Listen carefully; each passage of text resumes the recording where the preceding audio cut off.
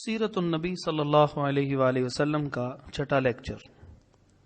اس lecture میں ہم ہجرت کے اسباب سے لے کے سفر ہجرت کے آغاز تک جانیں گے۔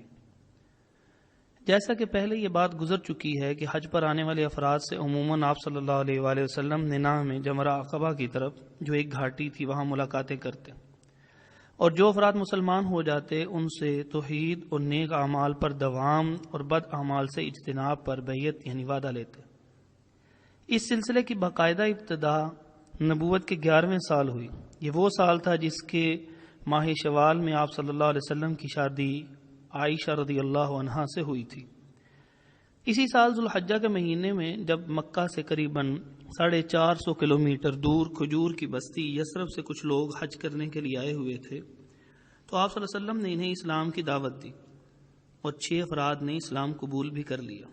ان نیک سیرت افراد نے اپنے علاقے میں جا کے نبی پاک صلی اللہ علیہ وسلم کی باتیں بتائیں تو کئی لوگ مسلمان ہو گئے۔ اس کے بعد واقعہ معراج پیش آیا جس کی تفصیلات بیان کی جا چکی ہیں۔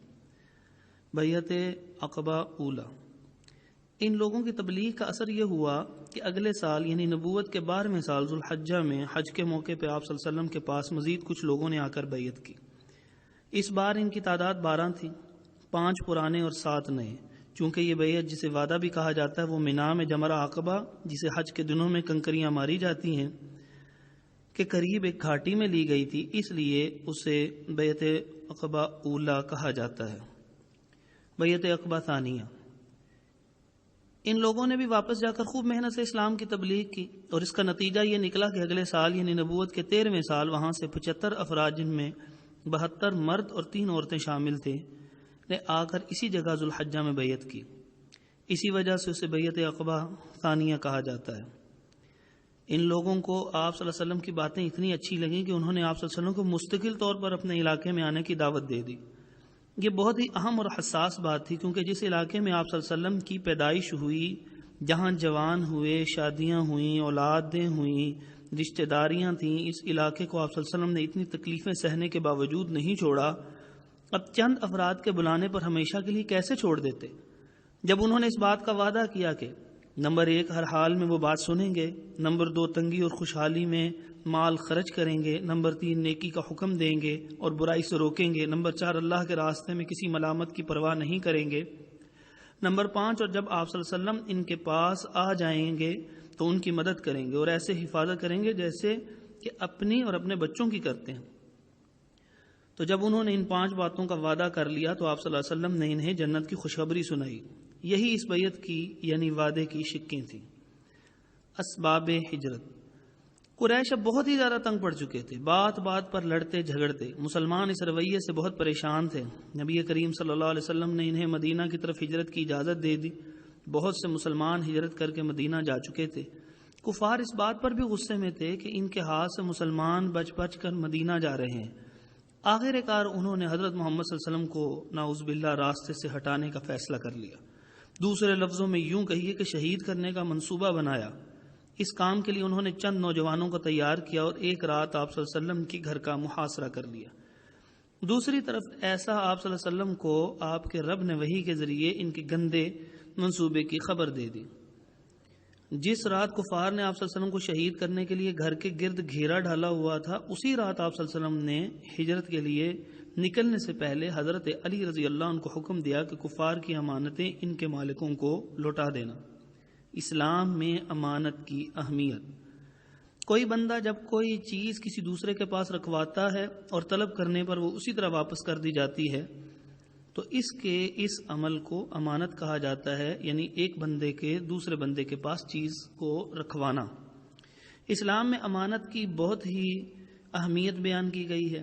آپ صلی اللہ علیہ وسلم نے ایک موقع پر ارشاد فرمایا، مسند احمد میں حدیث 12383 نمبر پہ ہے کہ لا ایمان لمن لا امانت لہ، اس شخص کو کوئی ایمان نہیں جس میں امانت داری نہیں۔ منافق جو جہنم کے سب سے نچلے درجے میں ہوں گے، ان کی عادتیں بیان کرتے ہوئے نبی کریم صلی اللہ علیہ وسلم نے فرمایا کہ منافق کی 3 نشانیاں ہیں۔ جب بات کرتا ہے تو جھوٹ بولتا ہے، اور جب وعدہ کرتا ہے تو وعدہ خلافی کرتا ہے، اور جب امانت رکھوائی جائے تو خیانت کرتا ہے۔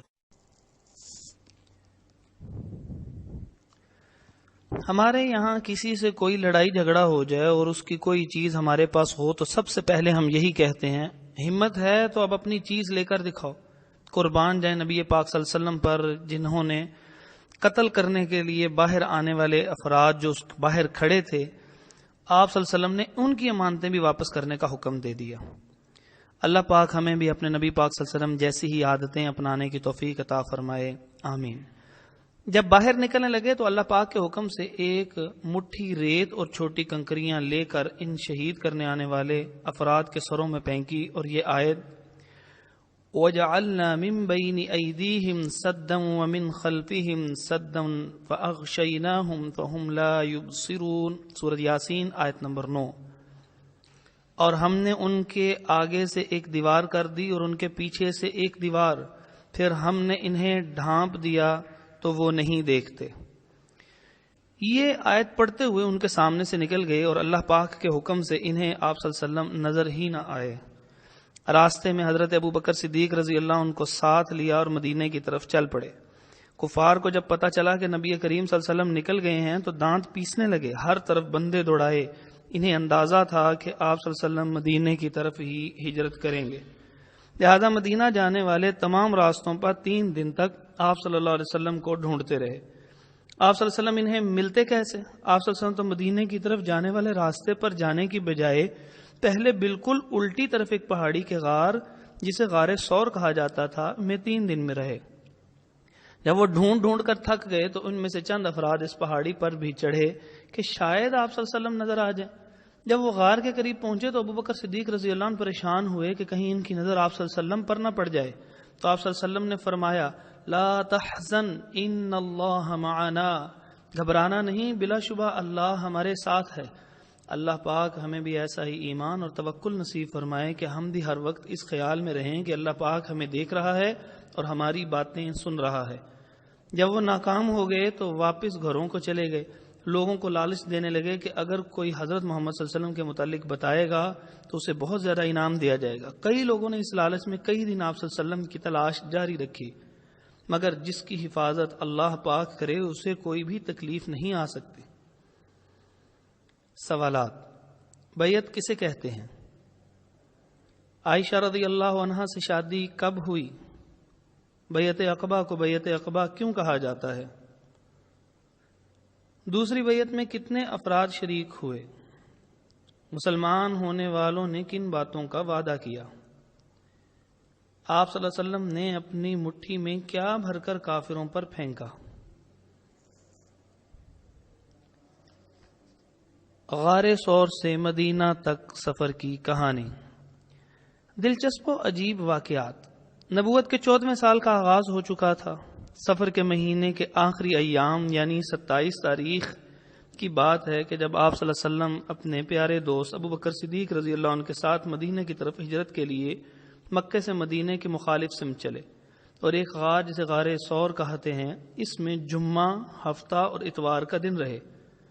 جب مکے والے آپ صلی اللہ علیہ وسلم کا کوئی سراغ نہ لگا سکے تو سوموار کو آپ صلی اللہ علیہ وسلم مدینہ کی طرف عازم سفر ہوئے۔ آپ صلی اللہ علیہ وسلم کی حفاظت کا منفرد انداز۔ سارے صحابہ کرام رضی اللہ عنہم ہی آپ صلی اللہ علیہ وسلم سے بڑی محبت کرتے تھے، اپنے آپ سے بھی زیادہ آپ صلی اللہ علیہ وسلم کی حفاظت کرتے۔ جن دنوں آپ صلی اللہ علیہ وسلم حضرت ابو بکر صدیق رضی اللہ عنہ کے ساتھ غار میں تھے، ان دنوں ابو بکر صدیق رضی اللہ عنہ کے بیٹے عبداللہ رضی اللہ عنہ مکہ والوں کے ساتھ رہتے۔ دشمن سارا دن جو سازشیں کرتے تھے وہ رات کو جا کر اس کی اطلاع آپ صلی اللہ علیہ وسلم کو دیتے تاکہ آپ صلی اللہ علیہ وسلم سارے حالات سے باخبر رہیں۔ اسی طرح ابو بکر صدیق رضی اللہ عنہ کے غلام عامر بن فہیرہ سارا دن بکریاں چراتے اور رات کو ان کا دودھ آپ صلی اللہ علیہ وسلم کو پیش کرتے۔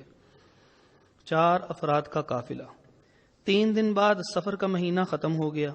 اگلے دن سوموار تھا اور ربیع الاول کی 1 تاریخ۔ صبح آپ صلی اللہ علیہ وسلم نے مدینہ کی طرف رخ کیا۔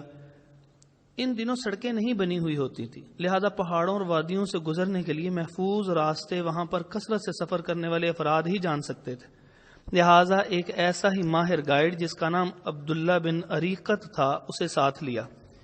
وہ آگے آگے چلنے لگا۔ آپ صلی اللہ علیہ وسلم اور حضرت ابو بکر صدیق رضی اللہ عنہ پیچھے پیچھے تھے۔ ان کے پیچھے حضرت ابو بکر صدیق رضی اللہ عنہ کے غلام عامر تھے۔ اس طرح آگے سے بھی حفاظت ہو گئی اور پیچھے سے بھی۔ راستے میں عجیب و غریب واقعات۔ نمبر 1، بکریوں کا ایک چرواہا راستے میں ملا، اس سے اجازت لے کر دودھ لیا اور اسے ٹھنڈا کر کے آپ صلی اللہ علیہ وسلم کو پلایا۔ جب آپ صلی اللہ علیہ وسلم نے دودھ پی لیا تو ابوبکر صدیق رضی اللہ عنہ خود فرماتے ہیں کہ یہاں تک کہ میں خوش ہو گیا۔ صحیح بخاری کی حدیث نمبر 2439۔ اللہ پاک ہمیں بھی دوسروں کو کھلا پلا کر خوش ہونے کی توفیق عطا فرمائے، آمین۔ نمبر 2، راستے میں ایک جگہ ایسی آئی جہاں ایک عورت ام معبد رہتی تھی۔ وہ آنے جانے والوں کی خدمت کیا کرتی تھی۔ اس دن ان کے خاوند بکریاں چرانے گئے تھے۔ ایک مریل بکری گھر پر تھی جو اتنی کمزور تھی کہ جا ہی نہ سکتی تھی۔ جب آپ صلی اللہ علیہ وسلم اس کے پاس پہنچے تو اس بکری سے دودھ دوہنے کی اجازت مانگی۔ بولیں کہ میرے ماں باپ آپ پر قربان، اگر آپ کو اس میں کوئی دودھ دکھائی دے رہا ہے تو ضرور دوہ لیں۔ آپ صلی اللہ علیہ وسلم نے اللہ کا نام لیا اور دعا کی، بہت بڑا برتن منگوایا اور دودھ دوہنا شروع کر دیا۔ جب وہ اچھی طرح بھر گیا تو انہیں پلایا، پھر دوستوں کو اور پھر خود پیا اور وہاں سے چل پڑے۔ جب ان کے شوہر گھر آئے، دودھ دیکھ کر حیران ہوئے۔ ام معبد کہنے لگیں ایک بابرکت ہستی آئی تھی، اور پھر ساری بات انہیں سنائی۔ شوہر نے پوچھا کہ اس بندے کا حلیہ کیسا تھا؟ تو فرمانے لگیں روشن اور کشادہ چہرہ، خوش اخلاق، متوازن پیٹ، سر کے بال مکمل اور کمال، مجسم حسن و جمال، یعنی بہت ہی خوبصورت، چمکدار آنکھیں، گھنی پلکیں، روبدار آواز، لمبی گردن، گھنی داڑھی، باریک اور پیوستہ ابرو، خاموش ہوں تو پروقار، بات کریں تو موتیوں کی طرح، دور سے دیکھیں تو خوبصورت اور بارونق، قریب سے دیکھیں تو اور بھی حسین و جمیل، شیریں کلام، جچے تلے الفاظ، گفتگو گویا موتیوں کی لڑی، درمیانہ قد، نہ اتنا طویل کہ اچھے نہ لگے، نہ چھوٹا کہ قد معیوب ہو، شگفتہ و تر و تازہ شاخ، خوش منظر، قابل قدر، دوست ایسے کہ ہر وقت پاس رہیں، وقت کچھ کہیں تو خاموشی سے سنیں، حکم دیں تعمیل کے لیے بھاگیں۔ وہ ایسے تھے کہ جن کی خدمت کی جائے اور بات بھی مانی جائے، نہ تلخ مزاج، نہ فضول باتیں کرنے والے۔ یہ سن کر شوہر کہنے لگا یہ تو وہی قریشی ہیں، یعنی نبی صلی اللہ علیہ وسلم۔ کچھ صفات ایسی ہوتی ہیں جنہیں ہم اختیار نہیں کر سکتے، جیسے قد، رنگ وغیرہ۔ اللہ پاک نے جس کو جیسے دے دیے، دوسرا چاہے بھی تو ویسا قد یا رنگ وغیرہ نہیں بنا سکتا۔ جبکہ کچھ صفات ایسی ہوتی ہیں جنہیں انسان اختیار کر سکتا ہے، جیسے کھانے پینے کا طریقہ، چلنے کا انداز، ناخن کی لمبائی، بالوں کا سٹائل وغیرہ۔ محبت کا تقاضا یہ ہے کہ تمام مسلمانوں کو چاہیے کہ نبی پاک صلی اللہ علیہ وسلم کی جن صفات کو اختیار کیا جا سکتا ہے وہ اسے اپنائیں۔ کسی بھی کام کو سنت کہہ کے چھوڑ دینا یہ محبت کا تقاضا نہیں ہے کہ کوئی بات نہیں، سنت ہی تو ہے، ایسا نہیں کرنا چاہیے۔ چھوٹا بچہ باپ سے محبت کرتا ہے تو اس کی طرح کے جوتے پہنتا ہے، عید وغیرہ کے موقع پہ جو عیدی ملتی ہے اس سے نقلی نوٹ اسی لیے خریدتا ہے کہ اس کے باپ کی جیب میں نوٹ ہوتے ہیں تو وہ بھی باپ کی طرح نوٹ رکھنا چاہتا ہے، خواہ نقلی ہی کیوں نہ ہو۔ اسی طرح بچیاں پرس خریدنا پسند کرتی ہیں کیونکہ ان کی ماں پرس استعمال کرتی ہے، یعنی محبت میں انسان اپنے محبوب جیسا بننے کی کوشش کرتا ہے۔ تو آئیے آج سے ہم بھی عہد کرتے ہیں کہ ہم اپنے نبی کریم صلی اللہ علیہ وسلم جیسا خلیہ بنائیں گے۔ آپ صلی اللہ علیہ وسلم کی داڑھی تھی تو ہم بھی داڑھی رکھیں گے، آپ صلی اللہ علیہ وسلم کی شلوار ٹخنوں سے اوپر ہوتی تھی تو ہم بھی اپنی پینٹ شلوار ٹراؤزر ٹخنوں سے اونچا رکھیں گے۔ آپ صلی اللہ علیہ وسلم کے ناخن لمبے نہیں ہوتے تھے تو ہم بھی ہر جمعے اپنے ناخن کاٹ لیا کریں گے تاکہ لمبے نہ ہوں۔ آپ صلی اللہ علیہ وسلم سے بدبو نہیں آتی تھی تو ہم بھی نہا دھو کر خوشبو لگایا کریں گے تاکہ ہم سے بھی بدبو نہ آئے۔ آپ صلی اللہ علیہ وسلم بڑے تحمل مزاجی سے چلتے تھے تو ہم بھی ایسے ہی چلیں گے۔ آپ صلی اللہ علیہ وسلم بڑے سوچ سمجھ کر اچھے انداز میں بات کرتے تھے تو ہم بھی ایسے ہی بات کریں گے۔ آپ صلی اللہ علیہ وسلم خوش اخلاق تھے تو ہم بھی خوش اخلاقی کا مظاہرہ کریں گے۔ اللہ پاک ہمیں عمل کی توفیق عطا فرمائے، آمین۔ تیسرا واقعہ، کفار نے آپ صلی اللہ علیہ وسلم کو پکڑنے کے لیے سب لوگوں کو لالچ دیا کہ جو پکڑ کر لائے گا اسے 100 اونٹ دیے جائیں گے۔ نبی پاک صلی اللہ علیہ وسلم جا رہے تھے کہ ایک آدمی کو اندازہ ہوا کہ شاید یہ آپ صلی اللہ علیہ وسلم ہی ہیں۔ اس نے اپنے دوستوں کو یہ بات بتائی تو ان میں سے ایک آدمی جس کا نام سراقہ تھا، اس نے سب کے سامنے اس بات کو غلط ظاہر کیا، لیکن بعد میں وہ اس خیال سے اپنے گھوڑے پر بیٹھ کر ان کی تلاش میں نکلا کہ ہو سکتا ہے وہ آدمی واقعتاً حضرت محمد صلی اللہ علیہ وسلم ہو۔ جب قریب پہنچا تو گھوڑا پھسلا اور وہ نیچے گر گیا۔ ان لوگوں کی عادت تھی کہ فال نکالتے تھے۔ فال نکالنے کا طریقہ یہ ہوتا تھا کہ اپنے تیروں میں سے تیر نکالتے اگر پسند کا نکل آتا تو سمجھتے کہ کام کرنا چاہیے، اور اگر پسند کا نہ نکلتا تو سمجھتا کہ کام نہیں کرنا چاہیے۔ اسلام نے اسے حرام قرار دیا ہے اور کام کرنے سے پہلے 2 باتوں کا حکم دیا ہے۔ نمبر 1 مشورہ، کسی کام میں پریشانی ہو یا کوئی کام شروع کرنا ہو تو کسی اچھے مخلص آدمی سے ضرور مشورہ کرنا چاہیے۔ نبی پاک صلی اللہ علیہ وسلم اپنے صحابہ کرام رضی اللہ عنہم سے مختلف کاموں میں مشورہ کیا کرتے تھے، اسی طرح صحابہ کرام رضی اللہ عنہم بھی آپ صلی اللہ علیہ وسلم سے مشورہ کیا کرتے تھے۔ نمبر 2 استخارہ۔ استخارہ کا مطلب ہے خیر کا طلب کرنا۔ جب بھی کسی کام کے کرنے یا نہ کرنے کے حوالے سے متردد ہوں تو مسنون طریقہ یہ ہے کہ مسنون طریقے سے استخارہ کیا جائے۔ جابر رضی اللہ عنہ نے بیان کیا کہ رسول اللہ صلی اللہ علیہ وسلم ہمیں تمام معاملات میں استخارے کی ایسے تعلیم دیتے جیسے قرآن کی سورت کی تعلیم دیتے ہیں۔ صحیح بخاری حدیث نمبر 6382۔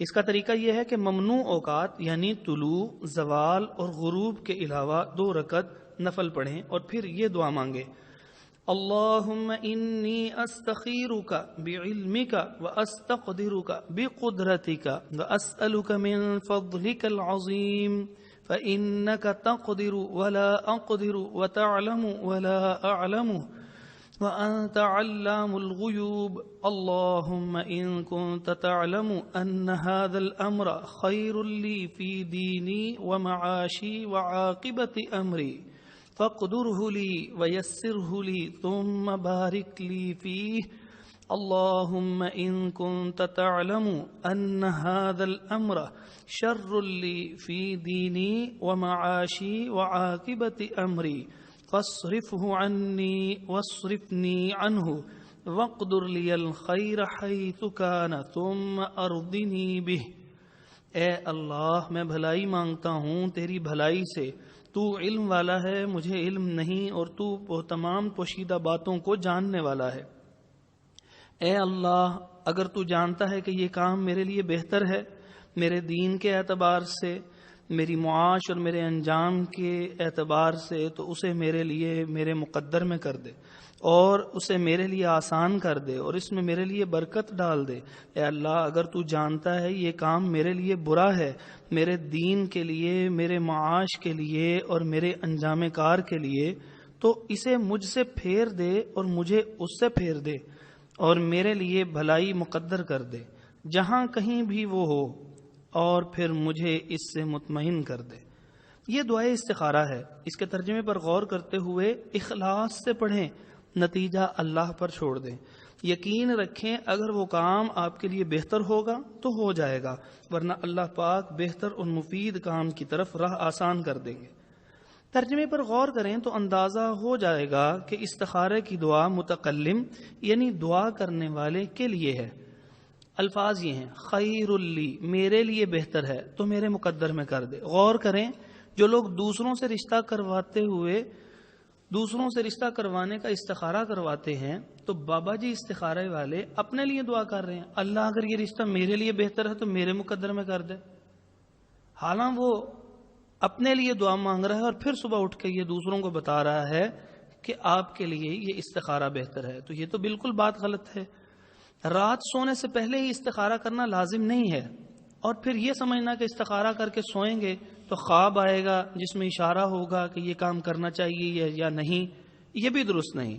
بہرحال سوراخا نے فال نکالا اور ناپسند تیر نکل آیا، مگر انسانی فطرت ہے کہ جو کام سر پر سوار ہو جائے اسے کر کے ہی ہٹتا ہے۔ 100 اونٹ کے لالچ میں پھر گھوڑے پر سوار ہو گیا۔ قریب پہنچے تو نبی پاک صلی اللہ علیہ وسلم تلاوت کر رہے تھے۔ آپ صلی اللہ علیہ وسلم سفر میں نفل بھی پڑھا کرتے تھے اور تلاوت بھی کیا کرتے تھے۔ آج ہم میں سے اکثر لوگ سفر میں یہ دونوں کام کرتے ہی نہیں۔ ہمیں بھی تلاوت قرآن مجید کرنی چاہیے۔ جو صورتیں آتی ہیں کم از کم انہیں زبانی پڑھ لیا کریں۔ صرف 3 مرتبہ سورت اخلاص یعنی قل هو اللہ احد اللہ الصمد لم یلد ولم یولد ولم یکن لہ کفوا احد پڑھ لیں تو ایک قرآن کے برابر اجر و ثواب ہے۔ یعنی 1 مرتبہ سورت اخلاص پڑھنا ثلث القرآن ہے، قرآن کا 1/3 ہے۔ آیت الکرسی پڑھنے سے ایک فرشتہ حفاظت کے لیے مقرر ہو جاتا ہے۔ سورت فاتحہ پڑھنے سے شفا ملتی ہے۔ تلاوت کے بڑے فوائد ہیں، ان میں سے ایک بہت ہی بڑا فائدہ یہ ہے کہ سفر آسانی سے گزر جاتا ہے اور ٹائم گزرنے کا پتہ ہی نہیں چلتا۔ ٹریفک بلاک ہو جائے اور بہت سے لوگ ایک دوسرے پر برسنا شروع ہو جاتے ہیں کہ میری جگہ پر تم کیوں آ رہے ہو. اگر ہم تلاوت کرنے کی عادت بنا لیں تو ایسی لڑائیوں سے بھی بچ سکتے ہیں. اللہ تعالی ہمیں بھی نماز سفر کے دوران بھی اور بغیر سفر کے بھی اور اذکار اور تلاوت کو بالخصوص سفر میں کرنے کی توفیق عطا فرمائے. آمین. سراقہ خود فرماتے ہیں آخر جب میں نے رسول اللہ صلی اللہ علیہ وسلم کی قرات سنی، نبی کریم صلی اللہ علیہ وسلم میری طرف کوئی توجہ نہیں کر رہے تھے، لیکن ابو بکر رضی اللہ عنہ بار بار مڑ کر دیکھتے تھے تو میرے گھوڑے کے آگے کے دونوں پاؤں زمین میں دھنس گئے. جب وہ ٹخنوں تک دھنس گیا تو میں اس کے اوپر گر پڑا اور اس سے اٹھنے کے لیے ڈانٹا اور اسے اٹھانے کی کوشش کی، لیکن وہ اپنے پاؤں زمین سے نکال نہیں سکا. بڑی مشکل سے جب اس نے پوری طرح کھڑے ہونے کی کوشش کی تو اس کے آگے کے پاؤں سے منتشر سا غبار اٹھ کر دھوئیں کی طرح آسمان کی طرف چڑھنے لگا. میں نے تیروں سے فال نکالی، لیکن اس مرتبہ بھی وہی فال آئی جسے میں پسند نہیں کرتا تھا. اس وقت میں نے نبی کریم صلی اللہ علیہ وسلم کو امان کے لیے پکارا. میری آواز پر وہ لوگ کھڑے ہو گئے اور میں اپنے گھوڑے پر سوار ہو کر ان کے پاس آیا. ان تک برے ارادے کے ساتھ پہنچنے سے جس طرح مجھے روک دیا گیا تھا، اسی طرح مجھے یقین ہو گیا تھا کہ رسول اللہ صلی اللہ علیہ وسلم کی دعوت بھی غالب آ کر رہے گی. اس لیے میں نے نبی کریم صلی اللہ علیہ وسلم سے کہا آپ کی قوم نے آپ کے مارنے کے لیے 100 اونٹوں کے انعام کا اعلان کیا ہے، نعوذ باللہ. پھر میں نے آپ صلی اللہ علیہ وسلم کو قریش کے ارادوں کی اطلاع دی. میں نے ان حضرات کی خدمت میں کچھ توشہ اور سامان پیش کیا، لیکن آپ صلی اللہ علیہ وسلم نے اسے قبول نہیں فرمایا. مجھ سے کسی اور چیز کا مطالبہ بھی نہیں کیا، صرف اتنا کہا کہ ہمارے متعلق رازداری سے کام لینا. لیکن میں نے عرض کیا کہ آپ میرے لیے ایک امن کی تحریر لکھ دیجئے. آپ صلی اللہ علیہ وسلم نے عامر بن فہیرہ رضی اللہ عنہ کو حکم دیا اور انہوں نے چمڑے کے ایک رکھہ پر تحریر امن لکھ دی. اس کے بعد رسول اللہ صلی اللہ علیہ وسلم آگے بڑھے. صحیح بخاری حدیث نمبر 3906. آخر کار آپ مدینہ کے قریب پہنچ گئے. مدینہ سے 3 کلومیٹر پہلے ایک علاقے میں آپ صلی اللہ علیہ وسلم نے قیام کیا. وہاں ایک مسجد بنائی جس کا نام مسجد قباء ہے. اس مسجد کی اتنی فضیلت ہے کہ آپ صلی اللہ علیہ وآلہ وسلم نے ارشاد فرمایا من طہر فی بیتی ثم اتی مسجد قباء فصلی فیہ رکعتین کان کعمرہ. جس نے اپنے گھر سے وضو کیا اور مسجد قباء آیا اور وہاں 2 رکعت ادا کی تو یہ عمرہ کی طرح ہے. اللہ پاک ہمیں بھی یہ سعادت نصیب فرمائے. آمین. پھر وہاں سے مدینہ روانہ ہوئے جہاں آپ کا بڑی گرم جوشی سے استقبال کیا گیا. سوالات. غار ثور کیا ہے؟ مکہ والوں کی خبریں کون دیتا تھا؟ آپ صلی اللہ علیہ وسلم نے کس تاریخ کو مکہ چھوڑا؟ راستے میں کس گائیڈ کی خدمات لی گئیں؟ ام معبد کون تھی؟ آپ صلی اللہ علیہ وسلم کا حلیہ کیسا تھا؟ انسان کے اوصاف کتنی قسم کے ہوتے ہیں؟ ہم آپ صلی اللہ علیہ وسلم جیسا حلیہ کیسے اپنا سکتے ہیں؟ کوئی بھی کام شروع کرنے سے پہلے کیا کرنا چاہیے؟ استخارہ کسے کہتے ہیں؟ استخارہ کیسے کرتے ہیں؟ مسجد قباء میں نماز پڑھنے کی کیا فضیلت ہے؟